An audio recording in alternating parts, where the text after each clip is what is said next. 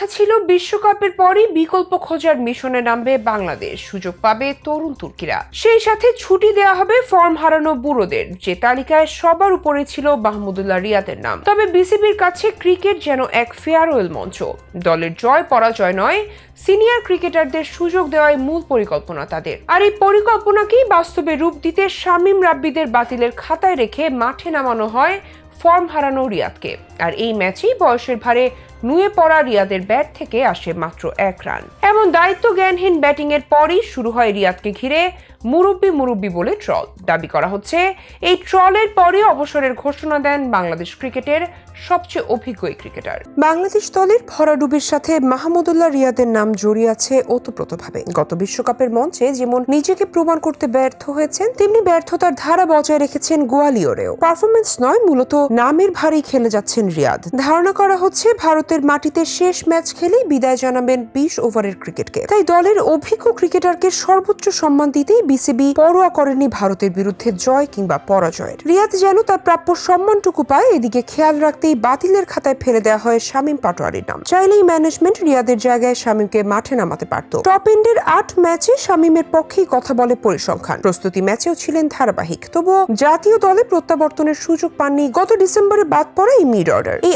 8 ম্যাচে 116 strike rate ও 47 গড়ে 186 run করেছেন শামীম। সর্বোচ্চ ইনিংস অপরাজিত 44 রানের। বৈশ্বিক মানদণ্ডে খুব ভালো না হলেও খারাপ বলা যায় না। 2026 সালে বিশ্বকাপের কথা চিন্তা করলে রিয়াদকে বেঞ্চ করে সুযোগ দেওয়া যেত মাহফুজুর রাব্বিকেও। যুব এশিয়া কাপ জয়ী অধিনায়ক 8 ম্যাচে 144 স্ট্রাইক রেটে করেছেন 132 রান। পাশাপাশি 6.26 ইকোনমি রেটে রান দিয়ে 4টি উইকেটও শিকার করেছেন। অথচ শামীম রাব্বিকে টপকে রিয়াদের ভারত সিরিজের টিকিট পাওয়ার একমাত্র কারণ নামের ভার। অবশ্য পারফরমেন্স না করায় তীব্র সমালোচনার মুখে পড়তে হয়েছে দলের সবচেয়ে অভিজ্ঞ এই তারকাকে। মাওলানা মোস্তফা ফয়েজের মুরব্বি সংলাপটি ভাইরাল হওয়ার পর মাহমুদুল্লাহর ব্যাটিং পারফরমেন্সকে লক্ষ্য করে এমন সমালোচনা ছড়িয়ে পড়েছে। ভারতের বিপক্ষে 3 ম্যাচের টি-20 সিরিজের প্রথম ম্যাচে বাংলাদেশের ব্যাটিং বিপর্যয়ের পর থেকে এই ট্রলের শুরু। ম্যাচে মাহমুদুল্লাহর কাছ থেকে দলের প্রয়োজন ছিল ধৈর্য ধরে উইকেটে থিতু হয়ে দলকে সংকটমুক্ত করা, কিন্তু মাঠে নেমে তিনি বড় শট খেলার চেষ্টা করেন, যা ব্যর্থ হয়। মাত্র 2 বল খেলে 1 রান করে তিনি আউট হন, যা দলের চাপে আরো ইন্ধন যোগায়। তার এই ধরনের দায়িত্ব জ্ঞানহীন ব্যাটিং দেখে নেটিজেনরা ক্ষোভ প্রকাশ করেন এবং মুরব্বির সংলাপ দিয়ে তাকে নিয়ে বিদ্রুপ করেন। মাহমুদুল্লাহর ব্যাট হাতে অনেক সাফল্যের গল্প থাকলেও ক্যারিয়ারের শেষ পর্যায়ে এসে তার এমন ব্যর্থতা সমালোচকদের কটাক্ষের কারণ হয়ে দাঁড়িয়েছে। সিরিজ শুরুর আগে মাহমুদুল্লাহর অন্তর্ভুক্তি নিয়ে সমালোচনা হয়েছিল, বিশেষ করে শামীম পাটোয়ারির মতো তরুণ খেলোয়াড়কে বাদ দিয়ে